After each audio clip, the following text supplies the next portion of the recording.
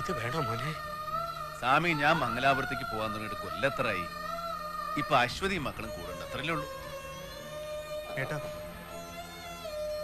ഇങ്ങനെ ഒരു തീരുമാനം.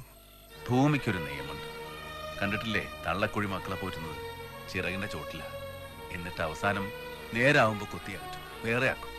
അതങ്ങനെ തന്നെ വേണം. അവനവന്റെ ജീവിതം അവനവന് വലുതാ.